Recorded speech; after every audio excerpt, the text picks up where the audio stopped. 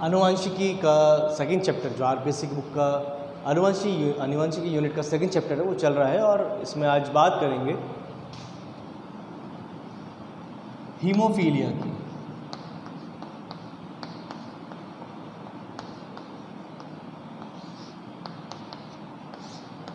Haemophilia का एक नाम और है। हीमोफीलिया को रॉयल रोग, रॉयल डिजीज़ भी कहते हैं। हीमोफीलिया को रॉयल रोग या रॉयल डिजीज़ भी कहते हैं। यह एक एक्स संलग्न अप्रभावी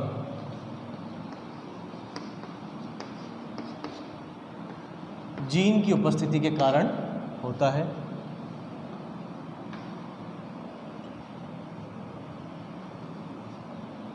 इसका जीन एक्स संलग्न होता है, अर्थात सिंपल सी कंडीशन है, इसका जीन एक्स गुणसूत्र के ऊपर होगा। एक्स गुणसूत्र जो कि एक लिंग गुणसूत्र है। मादा में 2 एक्स पाए जाते हैं, नर में 1 एक्स पाया जाता है।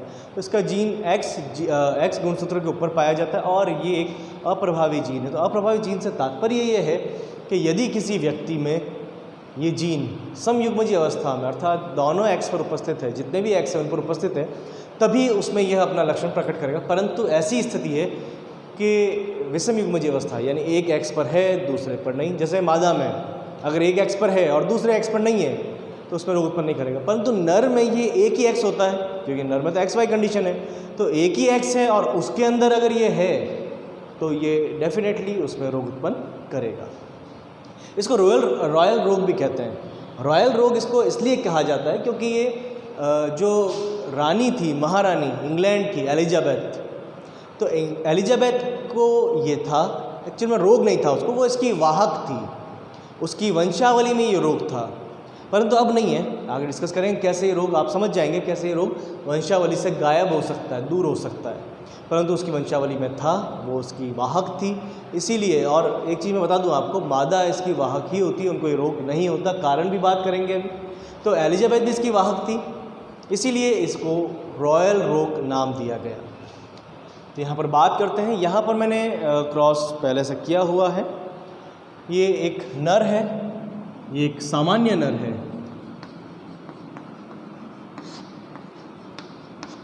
इस सामान्य नर का क्रॉस हो रहा है एक ऐसी मादा से जो वाहक है। ये एक वाहक मादा है।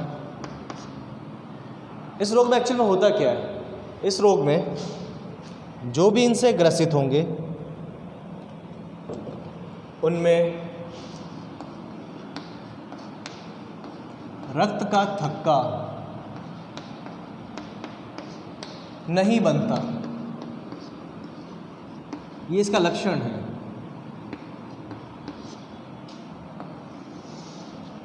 तो ऐसे लोग, कोई भी ऐसा पर्सन जिसको हीमोफीलिया हो, तो उसमें चोट लगने पर रक्त जब निकलना शुरू होता है, रक्त शरीर से बाहर बहना शुरू होता है, तो उसमें रक्त का थक्का नहीं बनता और अत्यधिक रक्तस्राव के कारण उसकी व्यक्ति की मृत्यु हो जाती है।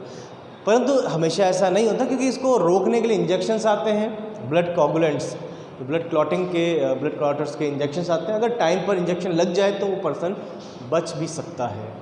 यहाँ पर होता क्या, बात करते हैं। एक इसकी पहले बात कर लेते हैं। एक सिंपल सी कंडीशन मैं आपको बताता हूँ। ब्लड क्लॉटिंग एक कास्केड है। कास्केड एक ऐसा प्रक्रम होता है जिसमें एक के बाद एक चीज़ें चलती जाती है। एक लंबा प्रोसेस होता है जिसमें एक के बाद एक चीज़ें चलती है, उसको कास्केड कहते हैं।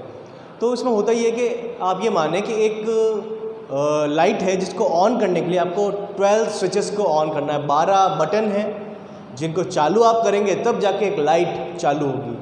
परंतु ऐसा नहीं कि आप किसी भी बटन को कैसे भी चालू कर देंगे, उसका एक क्रम है, उनके नंबरिंग है। सबसे पहला पहला बटन चालू होगा, फिर दूसरा, तीसरा, चौथा, 5वां, 6वां, 7वां, 8वां, 9वां, 10वां, 11वां और 12वां बटन जैसे ही चालू होगा लाइट चालू हो जाएगी। परंतु यदि ऐसी कंडीशन है कि बीच में 6 नंबर बटन किसी भी कारण से बंद रह जाता है तो भी लाइट ऑन नहीं होगी, क्योंकि जब हम पहला बटन चालू करते हैं तो उसके बाद ही दूसरा बटन चालू होगा। दूसरा चालू करेंगे, उसके बाद तीसरा, तीसरे के बाद चौथा और चौथे के बाद 5वां। इस तरह से बटन सारे ऑन होंगे, चालू होंगे। परंतु कंडीशन अगर ये है कि एक बटन बीच में बंद रह जाता है तो आगे वाला कोई भी ऑन नहीं होगा, क्योंकि ये सभी हर एक बटन दूसरे वाले के लिए, हर एक स्विच अपने अगले स्विच के लिए एक एक्टिवेटर का काम कर रहा है। यहाँ पर भी यही ब्लड क्लॉटिंग में 12 फैक्टर्स होते हैं। ये 12 फैक्टर्स एक के बाद एक ऑन होते हैं, एक्टिवेट होते हैं, और जब 12th फैक्टर एक्टिवेट हो जाता है, फाइब्रिनोजन फाइब्रिन का फॉर्मेशन कर लेता है, तो यहाँ पर फिर ब्लड का क्लॉटिंग हो जाती है, रक्त का थक्का बन जाता है। लेकिन इस कंडीशन में यहाँ हीमोफीलिया अगर किसी को है, ये जीन अगर किसी में है, तो उस व्यक्ति में एक कारक अनुपस्थित होता है, और इसी कारक की अनुपस्थिति में रक्त का थक्का नहीं बनता। मैं यहाँ लिख देता हूँ इसको, रक्त का थक्का बनाने वाला कारक अनुपस्थित होता है। एक सिंपल सी कंडीशन है। अब यहाँ पर क्रॉस कराया है सामान्य नर और एक वाहक मादा में। ये मादा वाहक कैसा अभी मैंने बताया आपको। आप इतना ध्यान रखें कि जितने भी एक्स हैं उन एक्स पर इसका जीन होना ज़रूरी है। तो मादा के पास 2 एक्स हैं, परंतु एक के ऊपर इसका जीन है, तो इसमें रोग उत्पन्न नहीं करेगा, किसी भी कंडीशन में इसमें रोग उत्पन्न नहीं होगा। तो होगा क्या, जब क्रॉस होगा तो इस एक्स का इस एक्स के साथ में, यहाँ पर ये एक्स ये 25% सामान्य मादा है, यहाँ पर इस एक्स का इस एक्स के साथ में, तो यहाँ पर 25%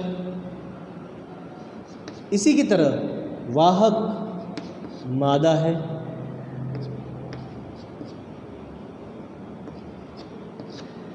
अगली कंडीशन इस y का इस x के साथ, पहले x लिखते हैं फिर y लिखते हैं, तो 25% सामान्य नर के होने की संभावना है, इनके होने के चांस हैं, और लास्ट में इस y का इस x के साथ में, तो ये सामान्य नर, और यहाँ पर ये ग्रसित नर। तो जब इस जीन वाले x का क्रॉस y के साथ होगा तो ऐसे नर के ग्रसित होने की संभावना होगी, और इनके उत्पन्न होने की संभावना, इनके पैदा होने की संभावना मात्र 25% है। तो यहाँ पर सिंपल सी कंडीशन है, ये वाहक नहीं, ये ग्रसित है, वाहक की तरह काम कर सकते हैं, लेकिन ये ग्रसित है, ये सामान्य नर है, ये ग्रसित नर, सामान्य नर, वाहक मादा तथा सामान्य मादा यहाँ पर मिलेगी। प्रत्येक की संभावना 25% है। मैंने अभी बताया आपको कि मादा में ये रोग नहीं होता, उसके कई कारण हैं। जैसे क्रॉस मैंने यहाँ करवा रखा है, इसको देखते हैं। आप सबसे पहले ये समझें कि मादा में कब होगा, जब उसके दोनों एक्स पर इसका जीन होगा। ऐसा कब हो सकता है? ऐसा तभी हो सकता है जब एक वाहक मादा की शादी एक ऐसे नर से हो जो ग्रसित हो। सिंपल सी कंडीशन। तो यहाँ पर एक मादा है, वहाँ मैंने लगा रखी है उसको, यहाँ एक नर है। एक्चुअली मैंने यहाँ लिखा नहीं ऊपर, उसकी ज़रूरत भी नहीं है, आप लोग समझ जाएंगे क्योंकि ये पढ़ते आए हैं और यहाँ पढ़ ही रहे हैं, यही पढ़ रहे हैं।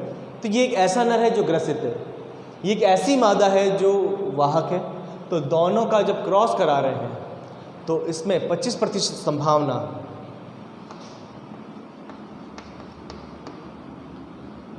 ग्रसित मादा के होने की है।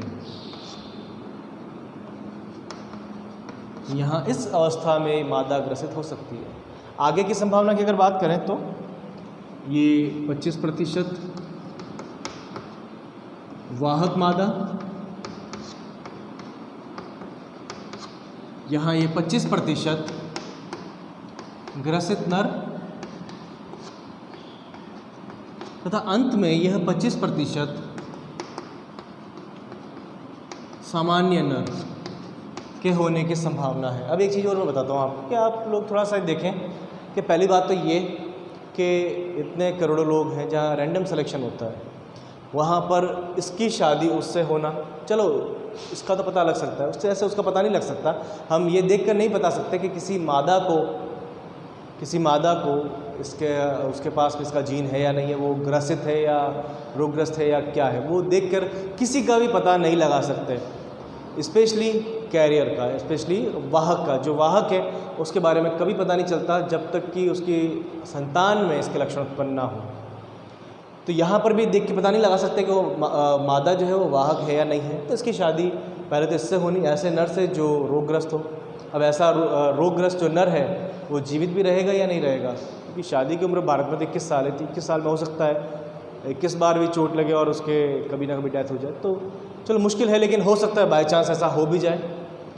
और ऐसा भी हो भी जाता है तो उसके बाद भी ग्रसित मादा की होने की संभावना तो मात्र 25% ही है, कि मात्र 25% संभावना है कि ऐसी मादा हो, जबकि 25% संभावना तो सामान्य नर की भी है, ग्रसित नर की भी है, और वाहक मादा की संभावना भी 25% ही है।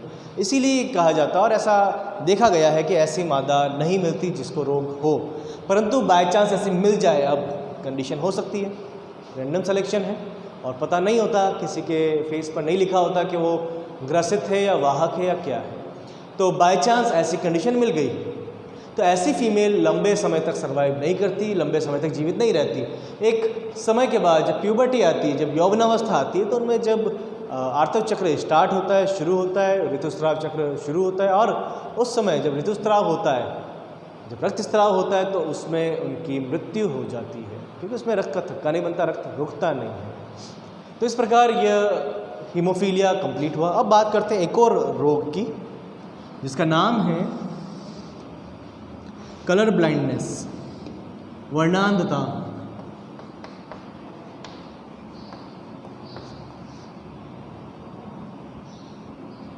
वर्णांधता एक सिंपल सा रोग है, बिल्कुल इसी की तरह, इसलिए यहाँ मैं छोटी सी स्पेस में करवा रहा हूँ, कोई भी क्रॉस में यहाँ नहीं कराऊंगा, कि क्रॉस वाली सारी कंडीशन वही है जो इसकी है, इनकी जो कंडीशन है वही कंडीशन उनकी है, इसलिए मैं यहाँ पर क्रॉस नहीं करवा रहा।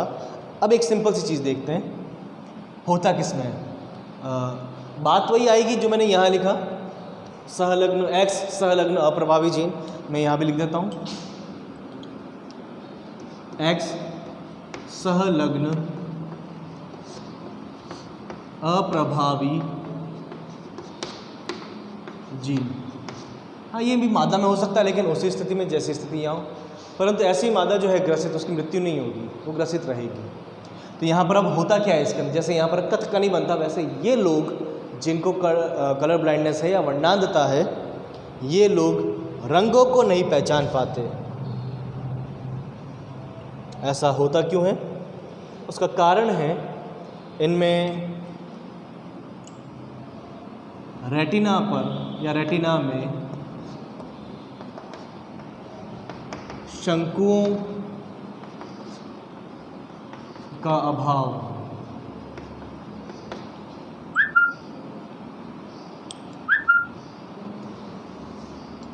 इनमें रेटिना पर शंकुओं का अभाव होता है। कैसे होता है मैं बताता हूँ आपको, कि थोड़ा सा आप ध्यान से देखें कि याद करें, कभी आपने अगर आँख के बारे में पढ़ा हो, नेत्र की संरचना पढ़ी हो, तो नेत्र की संरचना में पढ़ते हैं हमारे जो आईबॉल है, हमारे जो नेत्र गोलक है, इसमें 3 लेयर होती है, स्क्लेरा, कोरोइड, रेटिना, श्वेत पटल, रक्तक पटल, दृष्टि पटल।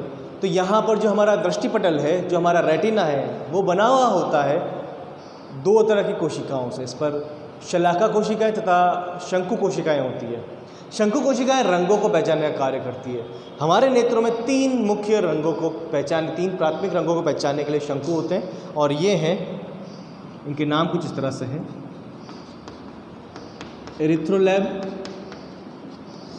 एरिथ्रो वर्ड यूज होता है लाल रंग के लिए, जैसे आरबीसी, एरिथ्रोसाइट। इसी तरह से क्लोरोलैब,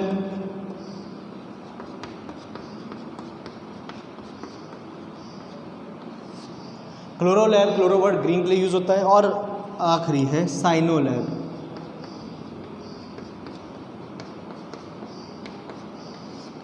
ये ब्लू रंग के, साइनो वर्ड ब्लू रंग के लिए यूज करते हैं। अब यहाँ पर होगा क्या, मैं ये भी लिख देता हूँ इनका रंग। एरिथ्रोलैब लाल रंग के लिए, क्लोरोलैब हरा रंग के लिए, तथा साइनोलैब ब्लू रंग, ब्लू कलर या नीला कलर के लिए।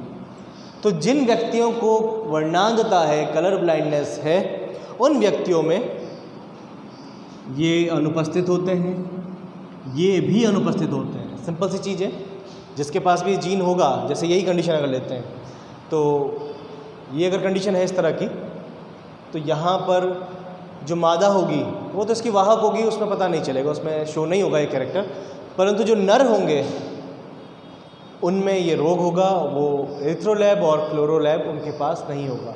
उनके रेटिना में ये शंकु नहीं है, तो जब ये शंकु नहीं है तो वो दो रंगों को नहीं पहचान पाएंगे, इनमें विभेदन नहीं कर पाएंगे, लाल तथा हरा रंग। तो इस प्रकार वर्णांधता तथा हीमोफीलिया कुछ कुछ हद तक एक दूसरे के जैसे हैं, परंतु लक्षण इनके अलग अलग है। इनके जीन की जो कैरेक्टर शो कर रहा है वो एक डिफरेंट है, परंतु यहाँ पर दोनों ही जीन X संलग्न है तथा अप्रभावी है।